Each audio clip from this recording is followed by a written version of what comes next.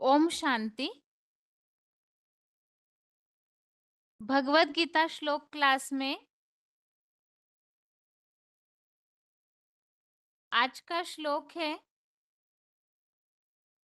16वें अध्याय का 9वां श्लोक, अध्याय 16 का श्लोक नंबर 9।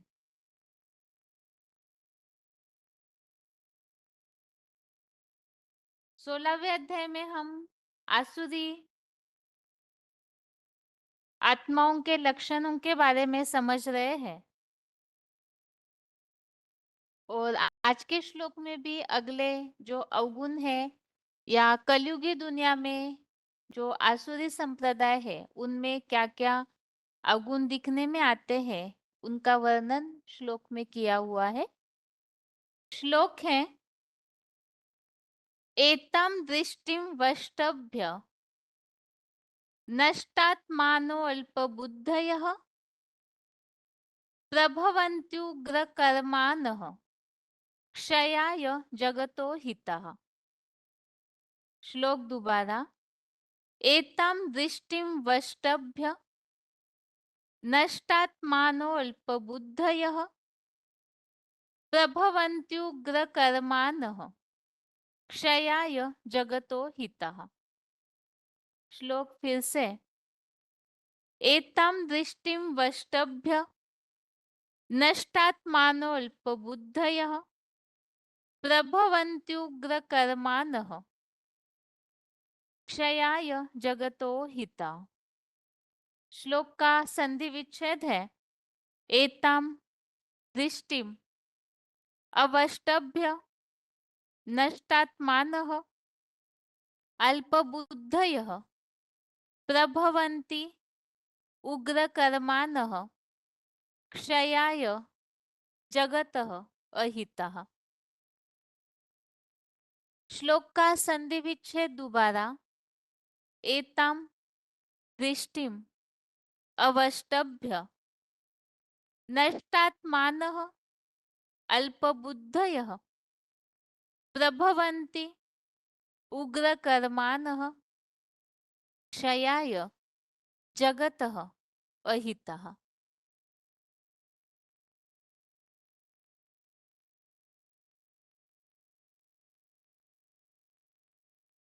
शब्दों के अर्थ है एताम अर्थात ऐसे,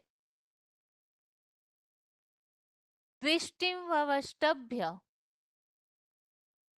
अर्थात स्वार्थी दृष्टिकोण का आधार लेकर, नष्टात्मानः अर्थात नष्ट हुई आत्मिक स्थिति के भाव वाले, अल्पबुद्धयः अर्थात अल्पबुद्धि लोग, उग्र कर्मानः अर्थात क्रूर कर्म करने वाले, जगतः अर्थात जगत का, अहितः अर्थात बैरी बनने वाले, क्षयाय अर्थात विनाश करने के लिए, प्रभवंती अर्थात उत्पन्न होते हैं।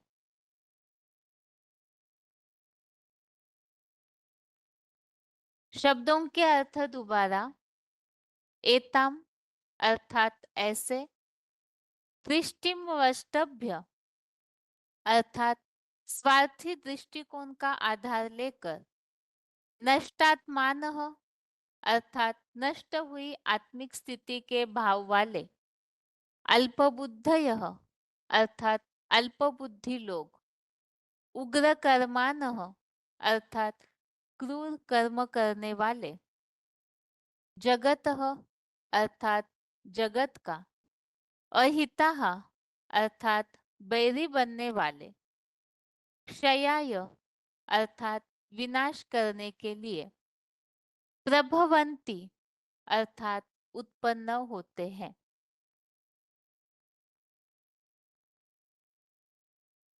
श्लोक का अर्थ है ऐसे स्वार्थी दृष्टिकोण का आधार लेकर नष्ट हुई आत्मिक स्थिति के भाव वाले, अल्पबुद्धि लोग, क्रूर कर्म करने वाले, जगत का बैरी बनने वाले विनाश करने के लिए ही उत्पन्न होते हैं।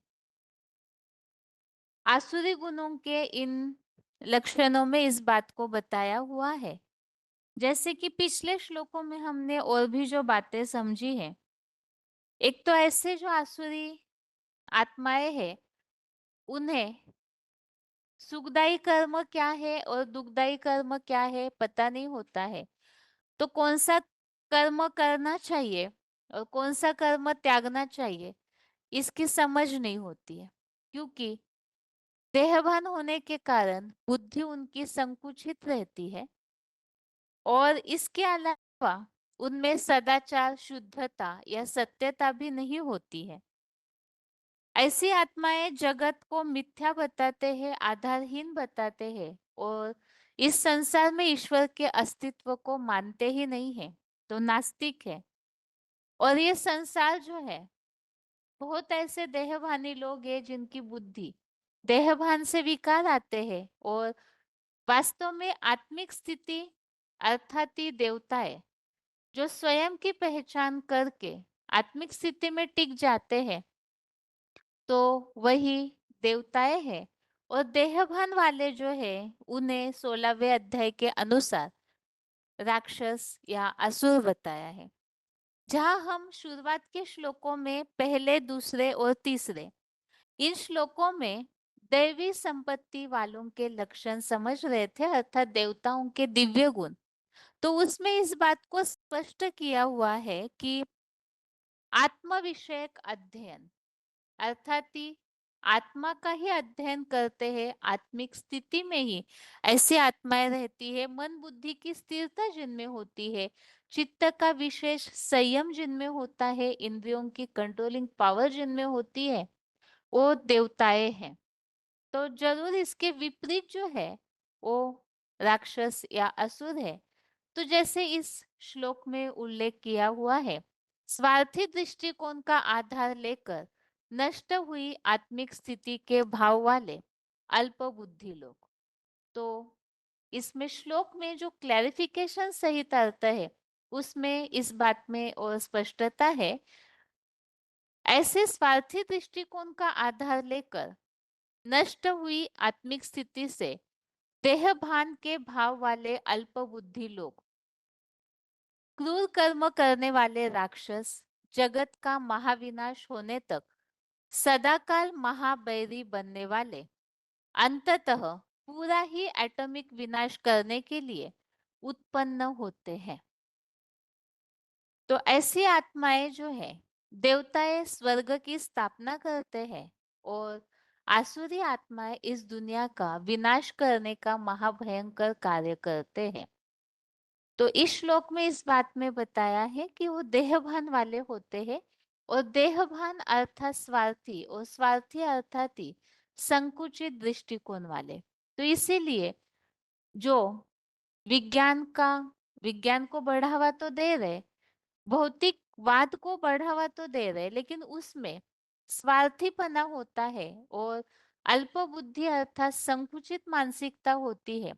इसीलिए हाँ, देखने में आता है आज की दुनिया में, भले ही आज की दुनिया विज्ञान के साधनों को, सुविधाओं को और बढ़ती हुई प्रगति को मान्यता दे रहे, लेकिन ये देखने में आता है कि उससे अमीर अमीर बनते जा रहे और गरीब गरीब बनते जा रहे। तो माना जाता है कि वैज्ञानिकों की बुद्धि बहुत तीखी है, लेकिन ये तीखी बुद्धि तामसी है और तामसी बुद्धि जो है विश्व कल्याणकारी नहीं बनती है, बल्कि स्वार्थी होते हैं। और जिसके कारण से जो विश्व कल्याण का कार्य होना चाहिए वो नहीं होता है। और इस तामसी बुद्धि के कारण ही विनाश के साधन बनाते हैं, तो वो आतंक फैलाते हैं, क्रूर कर्म करने वाले राक्षस होते हैं जिनका उपाय किनके पास होता ही नहीं है। और यही आत्माएं जगत के महाबैरी अर्थात दुश्मन बनकर विनाश के लिए उत्पन्न होते हैं। ये श्लोक का अर्थ है, जिनमें आसुरी लक्षणों के बारे में स्पष्टता दी हुई है। अभी आगे श्लोक का उच्चारण।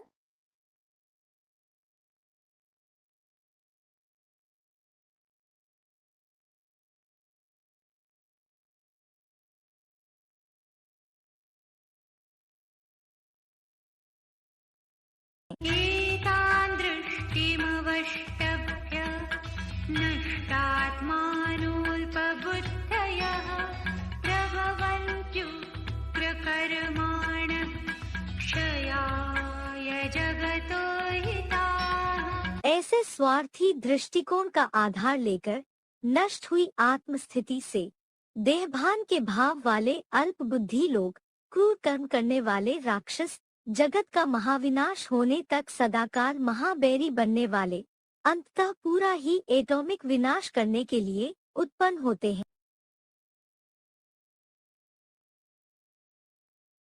एतान् दृष्टिमवष्टभ्य नष्टात्मानोऽल्पबुद्धयः प्रभवन्त्युग्रकर्माणः क्षयाय जगतो हिताः। ऐसे स्वार्थी दृष्टिकोण का आधार लेकर नष्ट हुई आत्मस्थिति से देहभान के भाव वाले अल्प बुद्धि लोग, क्रूर कर्म करने वाले राक्षस, जगत का महाविनाश होने तक सदाकाल महाबैरी बनने वाले, अंततः पूरा ही एटॉमिक विनाश करने के लिए उत्पन्न होते हैं।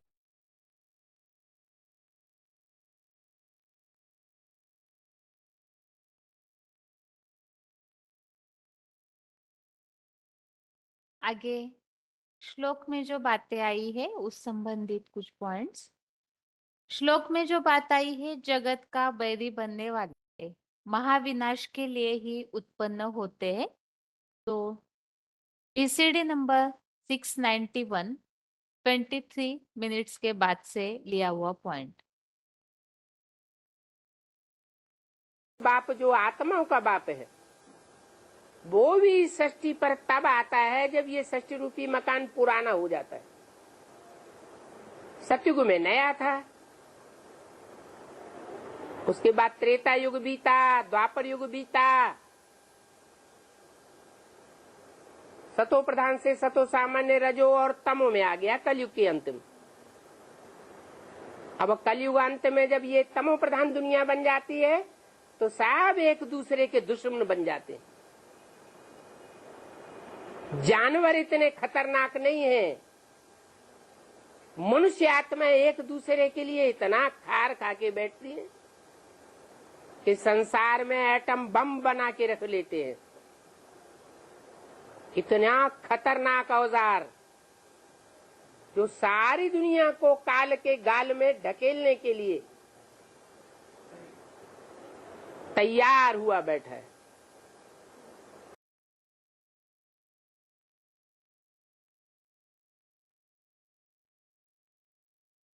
श्लोक में जो बात आई है क्रूर स्वभाव, तो ऐसे राक्षसी प्रवृत्ति वाली जो आत्माएं हैं वो इस सृष्टि में ही आतंक मचाते हैं। VCD number 2022, VCD number 2022, 30 minutes के बाद से लिया हुआ पॉइंट।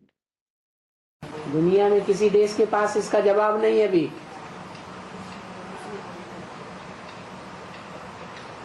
बड़ी बड़ी महाशक्तियां हैं अपने को कहलाने वाले, लेकिन इन मुट्ठी भर आतंकवादियों को कंट्रोल नहीं कर पा रही।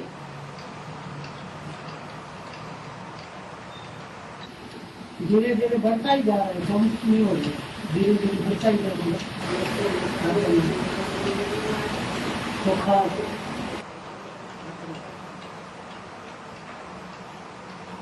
मौत का आतंक सबसे बड़ा होता है, और अगर महामौत आ जाए तो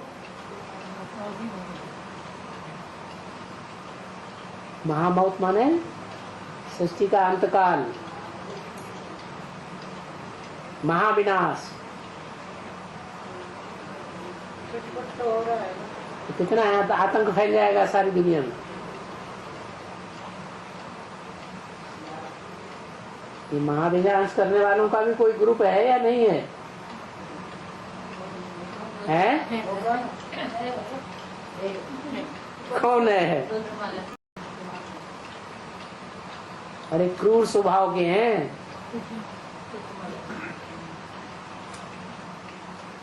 इन भारत के राजाओं के ऊपर विदेशियों ने बड़े जुल्म किए हैं।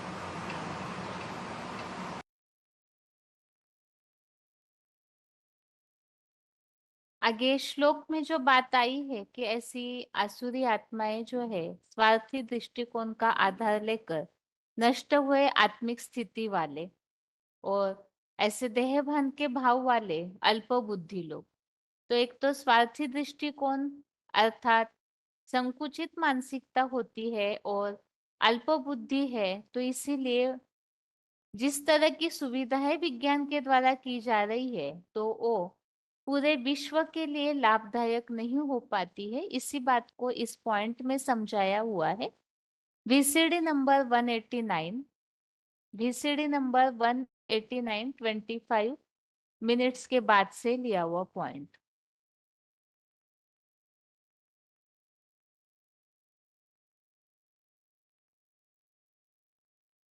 आज का मनुष्य जिस तीखी बुद्धि के आधार पर जो जो कार्य करता जा रहा है वो प्राप्ति परसेंटेज के हिसाब से देखी जाए तो दुनिया के बहुत थोड़े लोगों को प्राप्त हो रही है। ये बड़े बड़े एरोप्लेन बन रहे हैं, कंप्यूटर बन रहे हैं,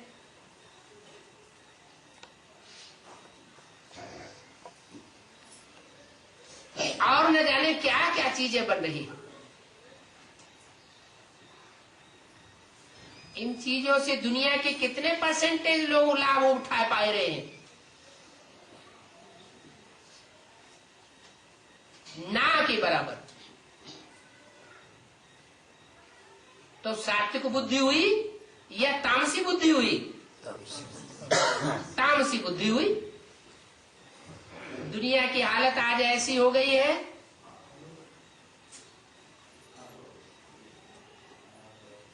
जैसे कोई मनुष्य जिस डाली पर बैठा हुआ हो उसी डाली को काट रहा हो।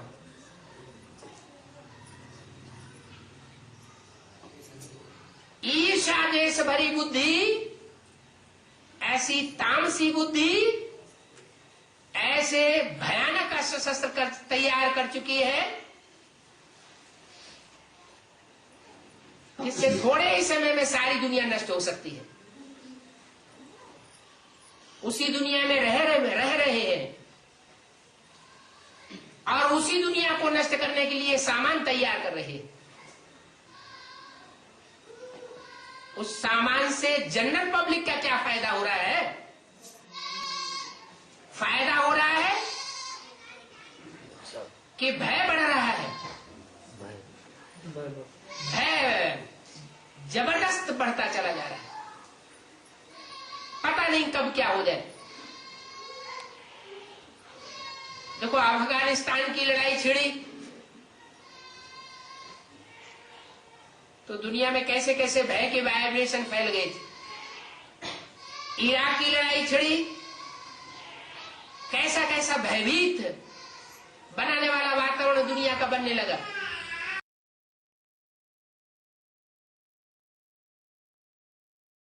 तो ये 16वें अध्याय के 9वें श्लोक संबंधित पॉइंट्स हमने समझे, जिसमें आसुरी जो अवगुण है उनके बारे में बताया हुआ है। एक तो ऐसी आत्माएं स्वार्थी होती है और अल्पबुद्धि है और दुनिया के महाविनाश के लिए ही ऐसी आत्माएं निमित्त बनी है। तो जो एटम बम बनाकर जिस डाली पर बैठे हैं उसी अर्थात जिस दुनिया में बैठे हैं उसी दुनिया का विनाश करने लग जाते हैं। तो क्रूर कर्म करने वाले भी है जो सारी दुनिया में आतंक भी फैलाते हैं।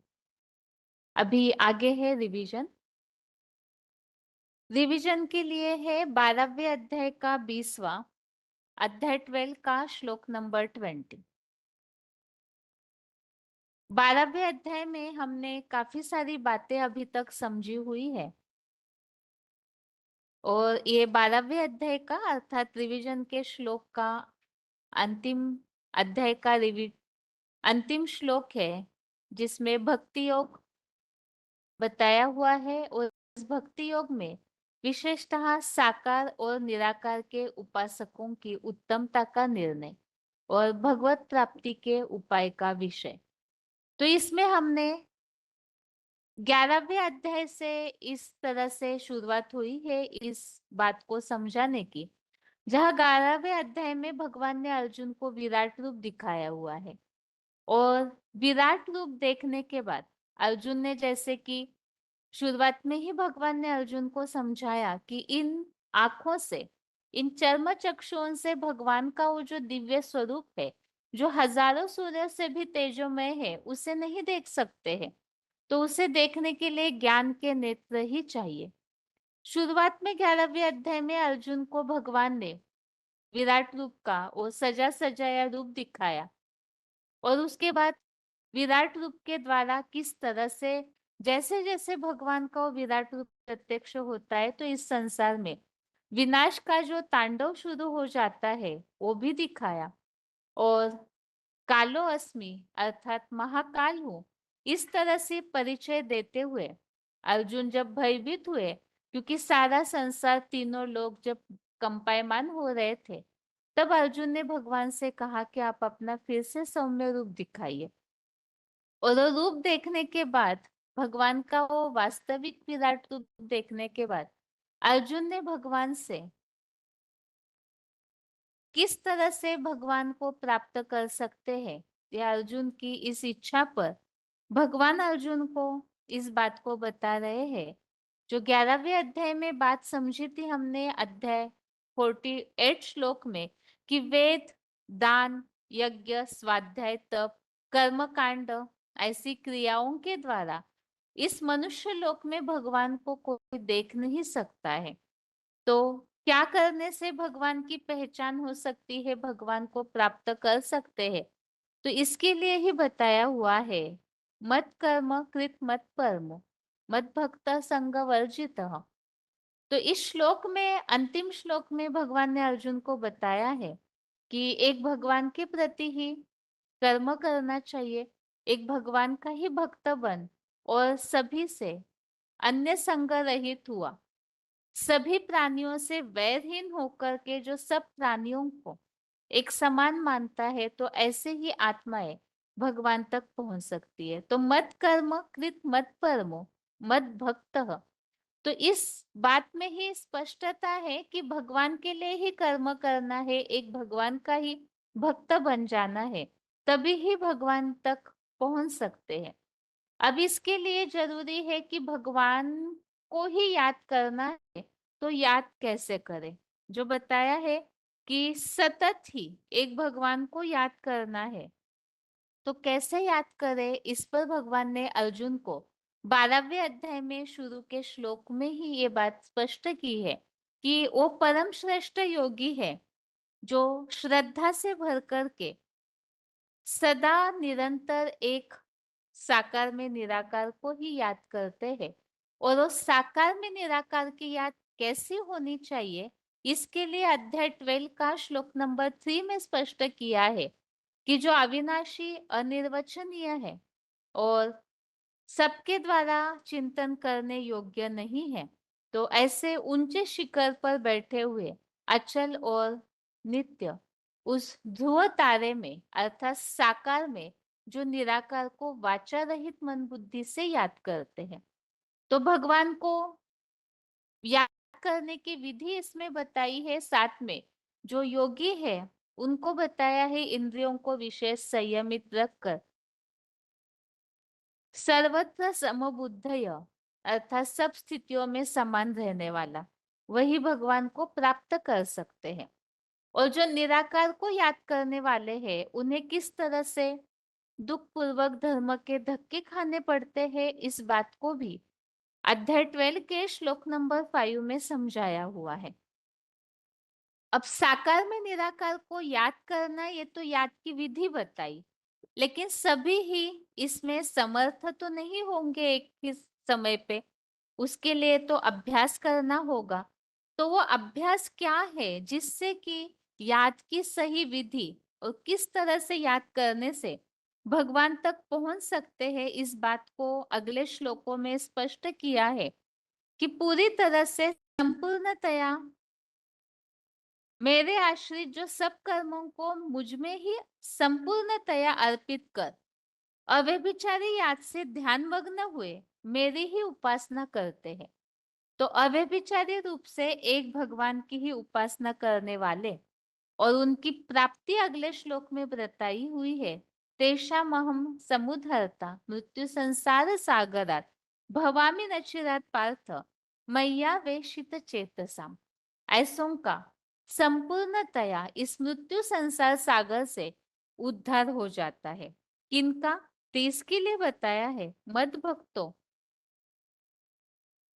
मध्याजी माम नमस्कुरु, अर्थात जो पूरी तरह से मनमना भव होते हैं और एक भगवान के प्रति ही कर्म करते हैं, तो उन्हें एक भगवान की प्राप्ति होती है, अर्थात इस दुखी संसार से उनका उद्धार हो जाता है।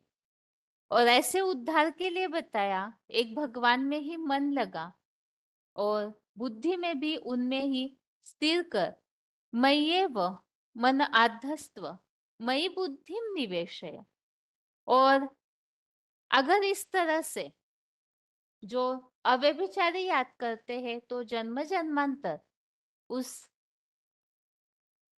लगाव पूर्वक हृदय से पंचानन परम ब्रह्म रूप में निवास करेगा।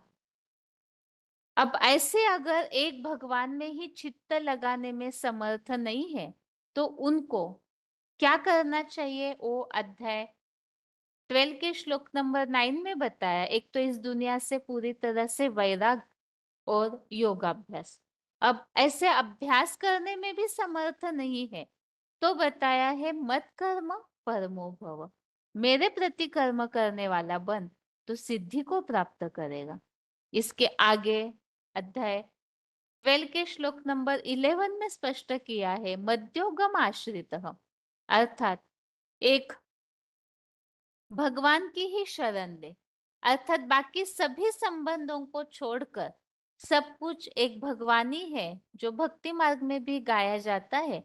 त्वमेव माताश्च पिता त्वमेव त्वमेव बंधुश्च सखा त्वमेव त्वमेव सर्वम मम देव देव। तो इस कलयुगी दुनिया में आत्मा कमजोर हो जाती है, तो इसीलिए ही योग अभ्यास की प्रैक्टिस द्वारा ही भगवान को प्राप्त कर सकते हैं। इसीलिए हर तरीके से इन श्लोकों में एक भगवान तक ही कैसे पहुंचा जाए वो उपाय बताया हुआ है। आगे बताया है अगर ऐसे योगाभ्यास करने में भी समर्थ नहीं है तो सर्व संबंधों की शरण ले और इस अभ्यास से जो भक्ति है उस भक्ति मार्गीय जो तो अज्ञानता होती है भक्ति में, ज्ञान तो होता नहीं, तो ऐसे अज्ञानियों के ज्ञान रहित योग के अभ्यास से बेसिक गीता ज्ञान श्रेष्ठ है। उस बेसिक गीता ज्ञान से भी ज्ञान का मनन चिंतन एडवांस गीता ज्ञान का मंथन विशेष है और मंथन से भी कर्म फल का त्याग, क्योंकि त्याग के बाद तुरंत शांति मिल जाती है। तो शांति मिल जाती है, भगवान तक पहुंच जाते हैं, भगवान के भाव को पाते हैं, जन्म जन्मांतर के लिए हृदय में निवास करते हैं भगवान के।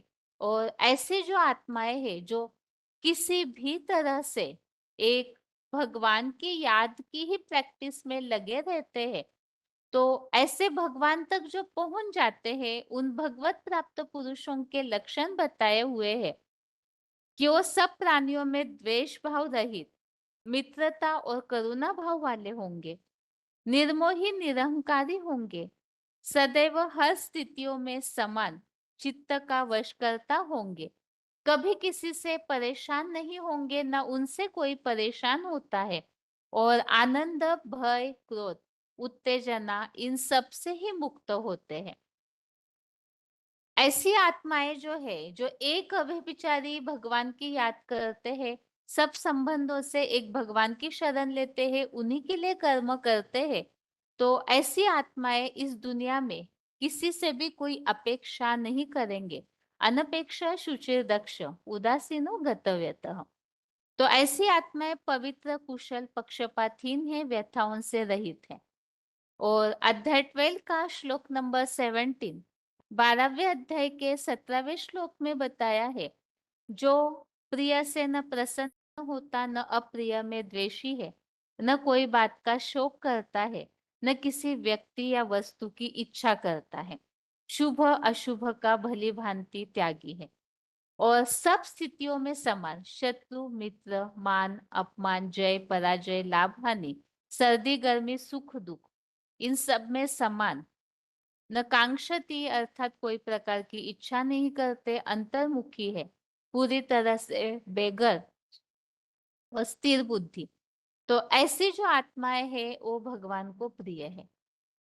अब ये तो सारे गुण या लक्षण बताए हुए हैं, और इसके अलावा एक मुख्य बात जो इस अंतिम श्लोक में बताई है, जिसकी आज के क्लास में हम रिवीजन समझ रहे हैं।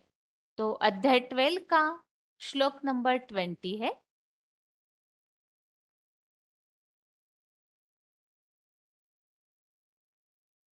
श्लोक है, एतु धर्म्यामृतमिदं यथोक्तं पर्युपासते श्रद्धाना मत्परमा भक्तास्तेतीव में प्रियः। श्लोक दोबारा, एतु धर्म्यामृतमिदं यथोक्तं पर्युपासते श्रद्धाना मत्परमा भक्तास्तेतीव में प्रियः। अर्थात, परंतु जो एकमात्र मेरे ब्रह्मा मुख के आश्रित हुए श्रद्धावान ऊपर कहे गए इस धारणामृत का कि तुम ही छाड़ी गति दूसरी नाही, ऐसे भली भांति उपासक है, वे भक्त मुझे अति प्यारे हैं।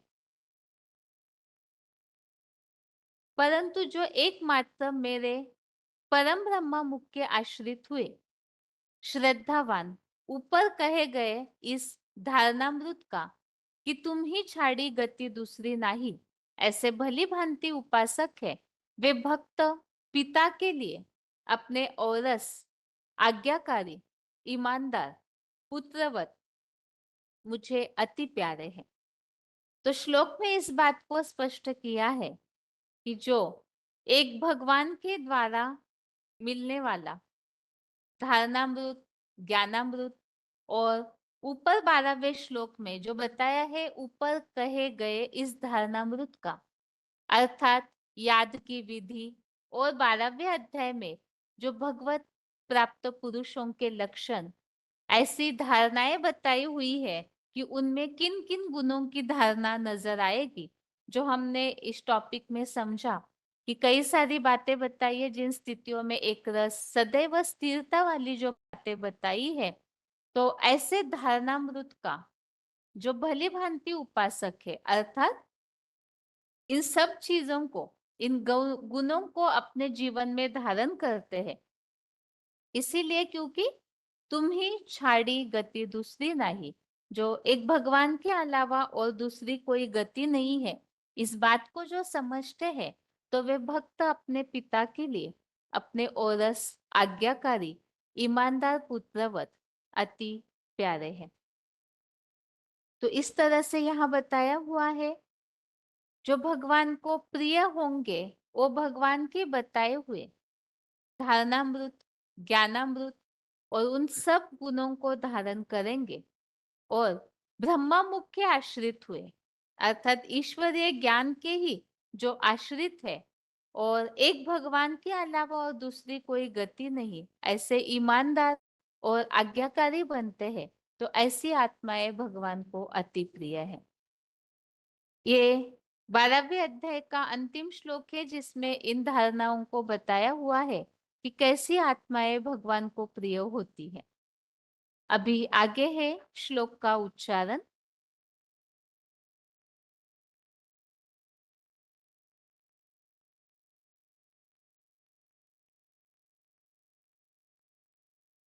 ये तु धर्म्यामृतमिदं यथोक्तं पर्युपासते श्रद्धाना मत्परमा भक्तास्तेतीव मे प्रिया। परंतु जो एकमात्र मेरे परम ब्रह्मा मुख के आश्रित हुए श्रद्धावान ऊपर कहे गए इस धारणामृत का कि तुम ही छाड़ी गति दूसरी नहीं, ऐसे भली भांति उपासक हैं, वे भक्त पिता के लिए अपने औरस, आज्ञाकारी और ईमानदार पुत्रवत मुझे अति प्यारे हैं।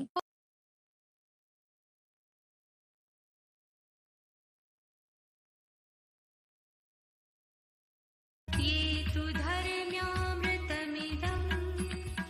यथोक्तं पर्युपासते श्रद्धाना मत्परमा भक्तास्तेतीव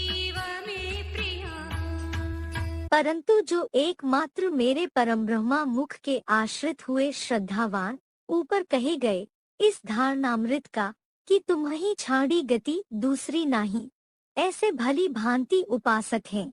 वे भक्त पिता के लिए अपने औरस आज्ञाकारी और ईमानदार पुत्रवत मुझे अति प्यारे हैं।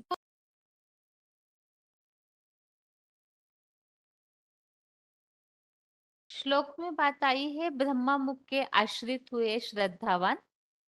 VCD number 309, VCD number 309, 28 minutes के बाद से लिया हुआ पॉइंट है। ब्रह्मा मुख से ज्ञान सुन करके अपने को सुधारने वाले ब्रह्मा मुख वंशावली ब्राह्मण, जिनका शास्त्रों में गायन है कि भगवान ने ब्रह्मा के मुख से ब्राह्मण पैदा किए। अब मुख से कोई मशीन थोड़ी ही रखी हुई है कि जिसमें से हुआ किया और ब्राह्मण निकल पड़े। ये तो समझ की बात है कि भगवान बाप आते हैं तो जिस मुख का आधार लेते हैं ज्ञान सुनाने के लिए, क्योंकि उनको अपना मुख तो है नहीं, वो तो निराकार है, निरंजन है, उसको पाप कर्म तो लगता ही नहीं है। इसलिए कोई न कोई शरीर में प्रवेश करता है और जिस तन में भी प्रवेश करता है उसका नाम ब्रह्मा रखता है। तो ब्रह्मा के मुख से जो जो वाणी सुनते हैं, अपने जीवन में धारण करते हैं, दूसरों को सुनाते हैं, क्योंकि ब्राह्मणों का काम ही होता है सुनना और दूसरों को सुनाना, ज्ञान की बातों को धारण करना और दूसरों को धारण कराना। ऐसी श्रेष्ठ ज्ञानी तू आत्मा भगवान को प्रिय।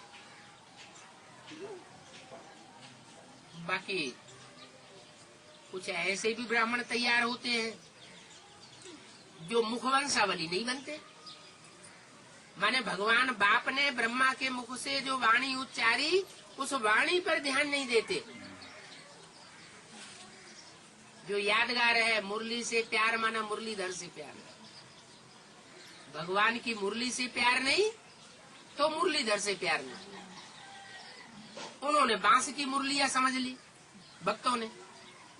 अब भगवान बाप आकर के कोई बांस की मुरली थोड़ी बजाता है। मुरली माने मीठी तान। भगवान बाप आकर के ब्रह्मा मुख के द्वारा मीठी मीठी वाणी सुनाते हैं।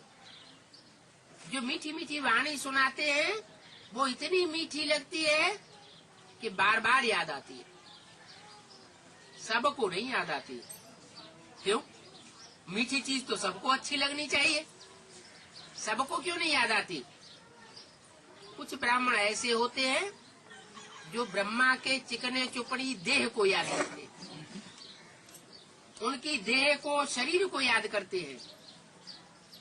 जिस गोद में सुख लेते हैं उस गोद को ही याद करते हैं और ब्रह्मा के द्वारा सुनाई हुई वाणी का ध्यान नहीं रखते।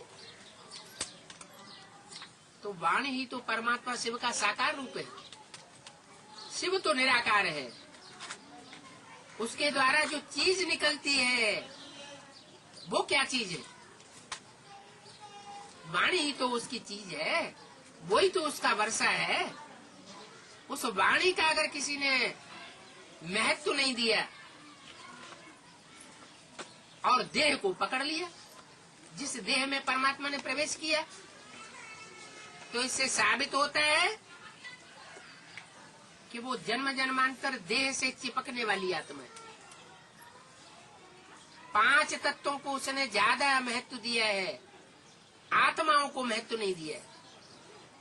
आत्मा अलग चीज है और 5 तत्वों का बना हुआ देह या शरीर अलग चीज है। ये 5 तत्वों से बनी हुई देह जैसे मिट्टी है, मिट्टी से अगर बुद्धि का लगाव लगाया जाएगा तो बुद्धि मिट्टी बन जाएगी। और आत्माओं को याद करेंगे तो आत्मा के याद करने से आत्मा में सूक्ष्मता आएगी, क्योंकि आत्मा होती है सूक्ष्म और देह के 5 तत्व होते हैं स्थूल। स्थूल को याद करेंगे तो बुद्धि स्थूल बनेगी या सूक्ष्म बनेगी? स्थूल बनेगी। और सूक्ष्म आत्मा और आत्माओं के बाप परमात्मा को याद करेंगे तो बुद्धि सूक्ष्म बने। यही राज है ब्रह्मा की सृष्टि का। ब्रह्मा ने जो सृष्टि रची ब्राह्मणों की, उन ब्राह्मणों में से जिन्होंने ब्रह्मा और सरस्वती की देह को याद करना शुरू कर दिया, देह से लगाव पैदा करना शुरू कर दिया, वो राक्षसी संप्रदाय के ब्राह्मण बन गए। और जिन्होंने ब्रह्मा के मुख से, सरस्वती के मुख से चलाई हुई वाणी को विशेष महत्व दिया, वो सारस्वत ब्राह्मण बन गए। सरस्वती पुत्र, विद्वान ब्राह्मण, ज्ञानी तू आत्मा। भगवान को क्या प्रिय है? ज्ञानी तू आत्मा मुझे विशेष प्रिय है। रामायण में भी लिखा हुआ है, ज्ञानी प्रभु विशेष प्यारा। भक्त भी प्यारे हैं, लेकिन विशेष प्यारे कौन है? ज्ञानी विशेष प्यारे।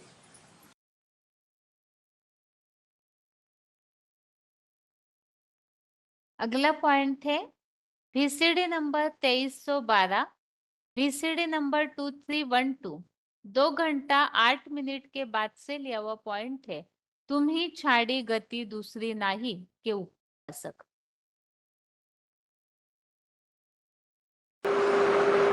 भारतवासियों का विश्वास क्या है? भारतवासी तो पांडव थे। पांडवों को किसका विश्वास था? किसका आधार था? भगवान का। एक भगवान, दूसरा नहीं। एक भरोसो, एक बल, एक आस विश्वास, एक के ऊपर भरोसा, एक ही हमारा बल, एक के ऊपर हमारी आस लगी हुई है। तो बताओ ज्यादा पावरफुल कौन हुआ? है जिसमें एक ही आस है, इसकी एक के ऊपर ही विश्वास है। एक को छोड़ तुम्हें छाड़ गति दूसरा नहीं, राम बसो तिन के मन माई। हे भगवान राम, तुम किसके दिल में बसो? उसके मन में बसो जिनको एक के अलावा दूसरी गति है ही नहीं।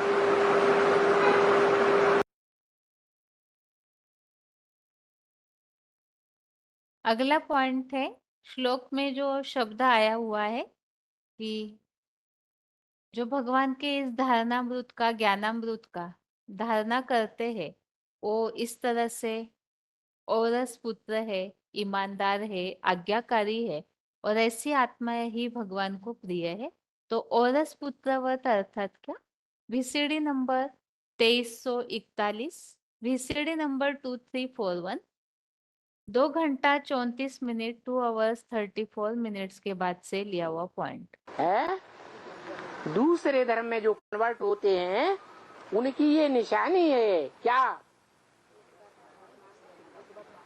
ईश्वरीय ज्ञान की मुरली की एक पॉइंट मानेंगे और दूसरे पॉइंट को नहीं मानेंगे। तो समझ लो कौन से धर्म का है?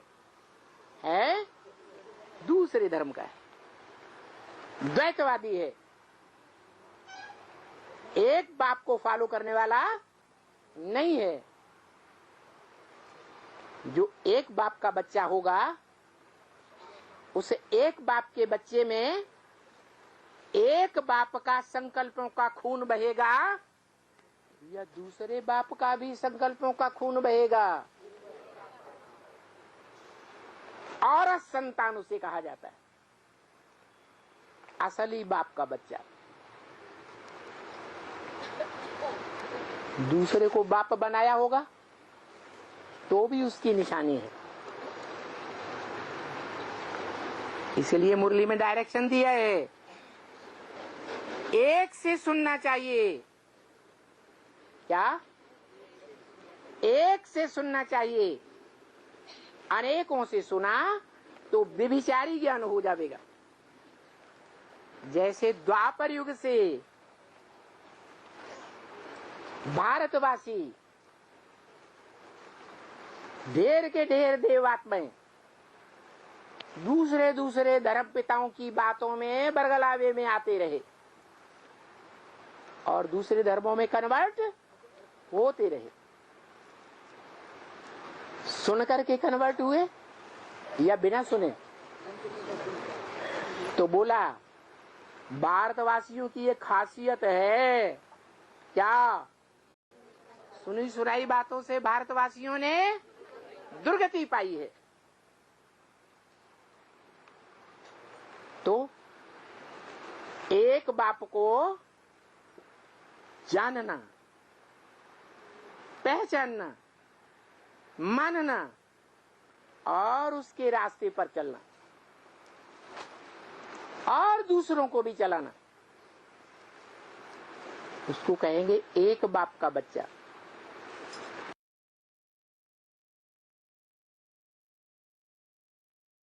आगे है अगला पॉइंट, वार्तालाप नंबर 1712, डिस्कशन नंबर 1712, आज्ञाकारी। जो भगवान के प्रिय होते हैं वो आज्ञाकारी होते हैं। इस संबंध में इस पॉइंट में जो बात है आज्ञाकारी कोई भी संबंध हो उसको निभाने की बात है। जैसे बाप के संबंध में आज्ञाकारी,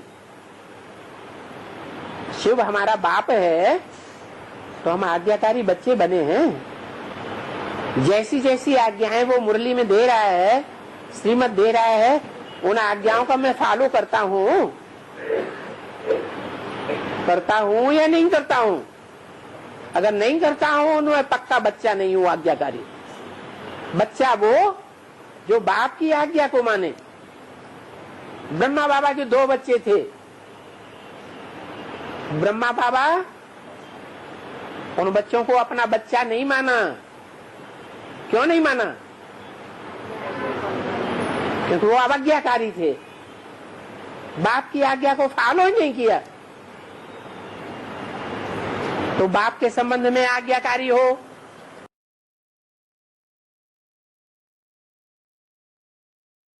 अगला पॉइंट है ईमानदार, VCD नंबर 2237, VCD नंबर 2237।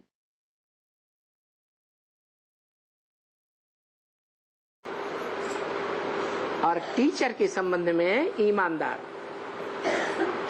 जो भी पाठ दिया, जो भी लेसन दिया, उस लेसन को ईमानदारी से पढ़ करके और टीचर के सामने प्रस्तुत हो जाना। जो ईमानदार स्टूडेंट होता है वो ईमानदारी से रोज क्लास करेगा, रेगुलर रहेगा और क्लास में भी टाइम से आएगा, पंक्चुअल रहेगा या नहीं रहेगा? है पंक्चुअल ही रहेगा। ईमानदार नहीं है तो टीचर क्लास में पहले पहुंच जाएगा और बेईमान स्टूडेंट बाद में आएगा। टीचर के साथ ईमानदारी नहीं निभाएगा तो डिसरिगार्ड हुआ टीचर का या नहीं हुआ? है डिसरिगार्ड हो गया। अब जो बच्चा रोज रोज डिसरिगार्ड करता रहे तो टीचर की दुआएं मिलेंगी? हैं? बिल्कुल दुआएं नहीं मिलेंगी। तो स्टूडेंट और टीचर का जो संबंध है, विद्यार्थी का और मास्टर का जो संबंध है, उसमें करास आ जाती है।